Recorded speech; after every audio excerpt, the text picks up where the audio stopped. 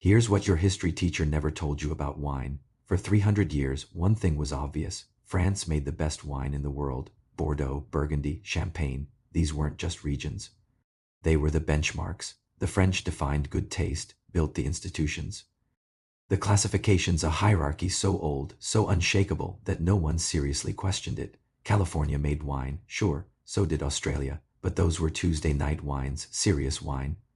Wine worthy of a great meal, a cellar, a real conversation. That was French. Everyone knew it, until the afternoon of May 24th, 1976, in a hotel room in Paris. 9 of France's most respected wine experts sat down for a blind tasting. The bottles were wrapped, the labels hidden. All they had was the wine in their glass and a lifetime of expertise. When the scores were tallied, the room went silent. The best red wasn't from Bordeaux. The best white wasn't from Burgundy. Both winners were from a place most judges couldn't find on a map, Napa Valley, California. One judge demanded her scorecard back. The French press refused to cover the story. This whole thing was the brainchild of 2 men. First, Stephen Spurrier, an Englishman who had the audacity to open a wine school in Paris, teaching the French about wine. He was curious and believed good wine could come from anywhere. The second was Warren Winiarski, a political philosopher from Chicago who, in 1970, bought a prune orchard in Napa, tore out the trees, and planted Cabernet Sauvignon. His first vintage from this young vineyard was 1973. Nobody in Paris had heard of him. Spurrier and his colleague Patricia Gallagher organized the tasting for the U.S. bicentennial, not as a competition, but as an educational event. He bought the California wines himself and had them smuggled to Paris in a tour group's luggage. The lineup was 6 California wines against 4 elite French wines. In both red and white categories, including legendary names like Chateau Mouton Rothschild and Chateau Haut-Brion.